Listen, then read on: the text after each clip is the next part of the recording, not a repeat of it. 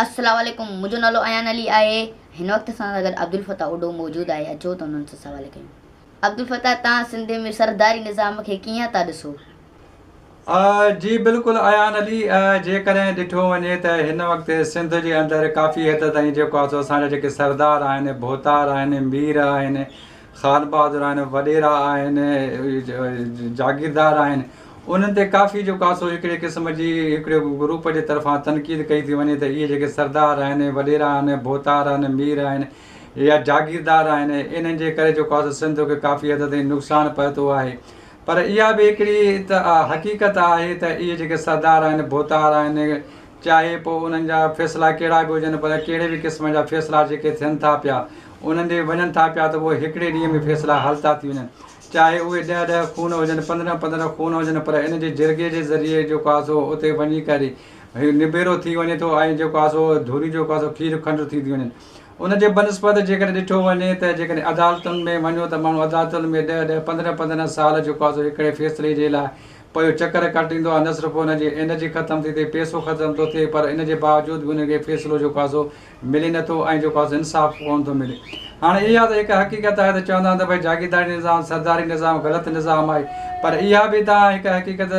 मञो त जेके जागीरदार आहिनि उहे बि जेकॾहिं कंहिं इतिराज़ उथारे थो वञे त उहे जेको आहे सो फ़ैसिला जेको आहे सो ग़लति बि कनि था। त अहिड़े तरीक़े सां अदालतुनि ते बि इतिराज़ उथंदो आहे त उन्हनि में बि जेको आहे काफ़ी हद ताईं अहिड़ा फ़ैसिला हूंदा आहिनि जेका हिकु धुर मञींदी आहे, ॿी धुर न मञींदी आहे। पर इन्हनि जेके सरदारी निज़ाम आहे, सरदारनि वटि जेके फ़ैसिला वग़ैरह थियनि था पिया, उन में इहा घटि में घटि श्योरिटी हूंदी आहे त जेको बि फ़ैसिलो थिए थो उन खां पोइ धुरियूं खीर खंडु थियनि थियूं ऐं उहे फ़ैसिले ते पाबंद बि आहिनि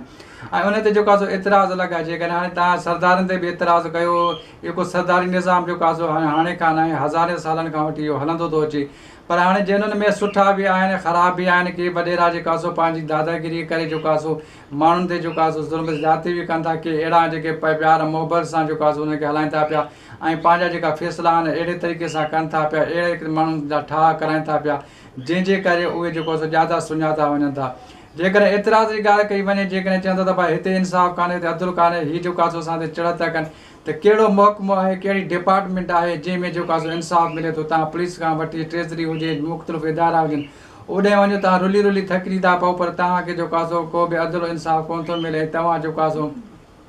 तव्हांजा कम नथा थियनि त छा तव्हां उन्हनि जे लाइ करे आवाज़ु उथारियो आहे त उन्हनि खे इदारनि खे बि ख़तमु कयो वञे? अहिड़े तरीक़े सां हीअ जेके सरदारी निज़ाम आहिनि या सरदार आहिनि, इन्हनि खे जेकॾहिं हिकु क़िस्म जी सुठी तरबियत ॾिनी वञे ऐं उन्हनि खे हिकिड़ी ट्रेनिंग ॾिनी वञे त जेके कबारी जहिड़ा आहिनि ख़ासि तौर ते उहे बि जेको आहे सो ख़तमु कया वञनि ऐं जेके असां माण्हू जेके खूनरेज़ी थियनि थियूं पियूं ऐं इन्हनि जे हवाले मां त ईअं चवंदुसि त उन्हनि खे जेको आहे सो ॾिनो वञे त भई जेके अहिड़ा नंढा वॾा मसइला थियनि था पिया, खून था थियनि, चोरी थियूं थियनि, धड़ा था थियनि, इन्हनि खे फुल इख्तियार ॾिना वञनि, उन्हनि जा फ़ैसिला वग़ैरह कनि त घटि में घटि एतिरो थींदो त जेके फ़ैसिला जेको आहे सो सालनि में जेको अदालतुनि में नथा थियनि, कुझु पहल उन्हनि में जेको आहे सो या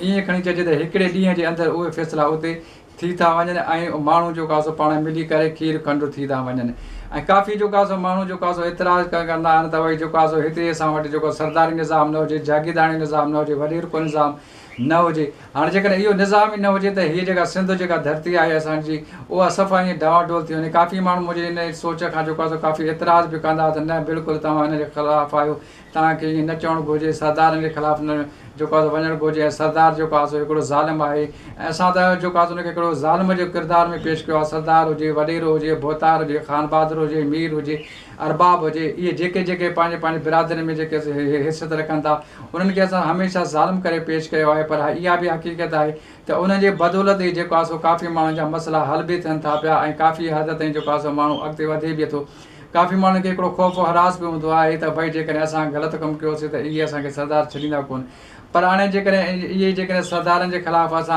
आवाज़ु बुलंद कंदा रहंदासीं, उन्हनि खे झुकाईंदा रहंदासीं, त पोइ इन सां गॾोगॾु असां ॿियनि इदारनि जे लाइ बि ॻाल्हायूं जिते इंसाफ़ु नथो मिले, जेके अदल नथो मिले, जिते कुझु माण्हुनि खे मोट नथी मिले, त उनजे लाइ बि जेकॾहिं असां ॻाल्हायूं त भई असांखे फलाणे हंधि अदल इंसाफ़ु नथो मिले, त उनजे लाइ बि आवाज़ु बुलंद करणु घुरिजे। त पूरो निज़ाम हिकिड़ो जेको आहे सिर्फ़ु ख़राबु थियल आहे। हिकिड़ो सरदारी निज़ाम हिकिड़ो जेको आहे सो वाहिद निज़ाम इहो न आहे त उहो ई हिकिड़ो जेको आहे सो सही न आहे। उन में कुझु माण्हू सुठा बि आहिनि, ख़राब बि आहिनि। जहिड़े तरीक़े सां हर महकमे में के माण्हू सुठा बि हूंदा आहिनि के ग़लति बि हूंदा आहिनि फैसला कॾहिं कॾहिं ग़लति बि थी वेंदा आहिनि कॾहिं कॾहिं सही बि थी वेंदा आहिनि त उन्हनि फैसलनि ते जेको आहे माण्हू अमल दरामद बि करे थो ऐं हिननि वटि जेके फैसला थियनि था सदारनि वटि उन में घटि इहो आहे त उन जी हिकिड़ी श्योरिटी हूंदी आहे त भई उन खां पोइ को बि माण्हू अॻिते हली करे जेको आहे सो का अघ भराई न कंदो आहे ऐं हिनखे ख़ौफ़ हूंदो आहे जॾहिं त अदालतनि में जेकॾहिं फैसला था थियनि त उन में का बि क़िस्म जी का श्योरिटी न हूंदी आहे त जेको आहे सो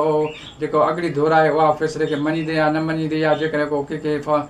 क़तल थो करे उनखे पोइ सज़ा थी अचे त अॻिली धुर उनखे मञींदी या न मञींदी या उनखे सज़ा काटण खां पोइ उहा धुर छा कंदी छा उन खां बदिलो वठंदी या न वठंदी त इहा हिकिड़ी मुंहिंजी सोच आहे त असांखे जेको आहे सो जेके सरदारी निज़ाम आहे जागीरदारी निज़ाम आहे इनखे बहितर तरीक़े सां न सिर्फ़ु कयो वञे